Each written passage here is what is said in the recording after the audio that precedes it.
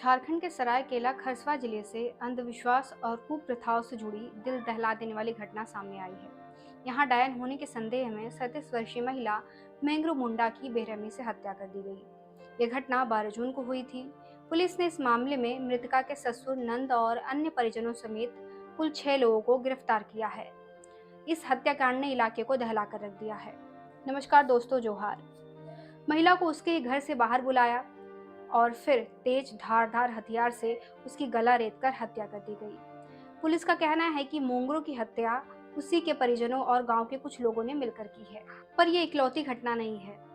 झारखंड में हर साल 40 से अधिक महिलाओं को डायन बताकर मारा जाता है, बस इसलिए कि वो अकेली हैं, गरीब हैं या विरोध करती हैं। अब यहाँ सवाल ये उठता है कि आदिवासी महिलाओं को डायन कहकर क्यों मारा जाता है? अंधविश्वास और परंपरागत मान्यता।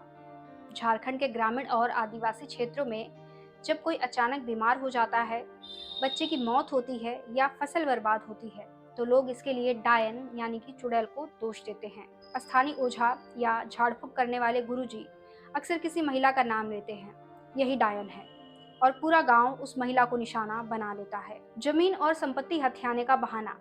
कई मामलों में महिलाओं को डायन घोषित करने के पीछे का कारण होता है उनकी जमीन या संपत्ति का कब्जा करना। विधवा, बुजुर्ग या अकेली महिलाएं ज्यादा निशाने पर रहती हैं, क्योंकि उनके पास विरोध करने वाला कोई नहीं होता है। निजी दुश्मनी या बदला।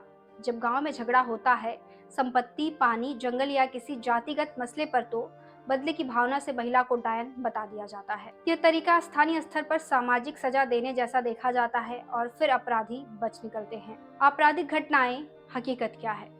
एनसीआरबी रिपोर्ट के अनुसार 2000 से 2021 के बीच सिर्फ झारखंड में 593 महिलाएं डायन बताकर मारी गई। 2023 हजारीबाग में एक 55 वर्षीय महिला को पीट पीट कर मार दिया गया, सिर्फ इसलिए कि गांव के बच्चे बीमार हो रहे थे। 2024 सिमडेगा में एक महिला को पूरे गांव के सामने नंगा करके घसीटा गया और फिर मार डाला गया।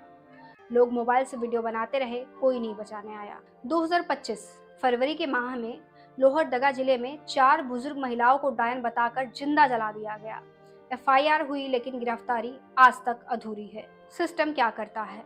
अधिकतर मामलों में पुलिस देर से पहुंचती है या गांव वालों से मिली हुई होती है। कई बार परिवार डर के मारे एफआईआर दर्ज नहीं करवाते। गिरफ्तारी होती है, लेकिन आरोपी जमानत पर छूट जाते हैं। न्यायपालिका। अदालतें डायन जैसे मामलों में सख्त होती है, लेकिन सुनवाई में 5 से 10 साल तक लग जाते हैं।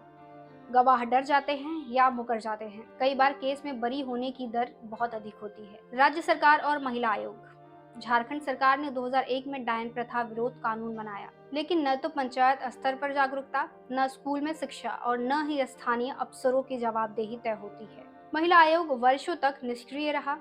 कई जिलों में कोई हेल्पलाइन या महिला पुलिस थाना ही नहीं है। मीडिया क्यों चुप है? टीआरपी नहीं मिलती है।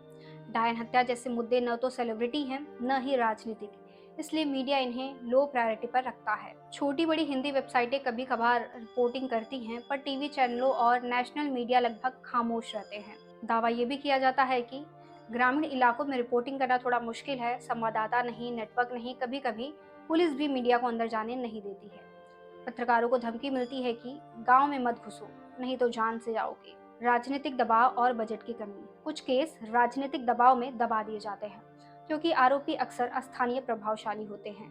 कानून क्या कहता है? कानून में प्रावधान है, लेकिन प्रवर्तन कमजोर है।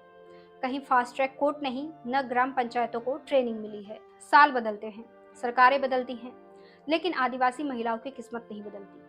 कभी उन्हें डायन कहकर पीटा जाता है, कभी जला दिया जाता है, और कभी उनकी चीखें भी जंगलों में दबा दी जाती हैं। सवाल ये नहीं कि सिस्टम क्या करता है, सवाल ये है कि हम क्या कर रहे हैं। अगर हम चुप हैं तो हम दोषी हैं। एक समाज तभी आगे बढ़ता है जब वो अपने सबसे कमजोर के साथ खड़ा होता है। आज खड़े हो जाइए उनके लिए जो बोल नहीं पाते, जो सिर्फ इसलिए मारी जाती हैं क्योंकि वो महिलाएं आदिवासी हैं। फिलहाल के लिए दोस्तों, इस वीडियो में इतना ही। मिलते हैं किसी अन्य टॉपिक में, अन्य वीडियो में। आप बने रहिए द अपडेट्स के साथ। शुक्रिया।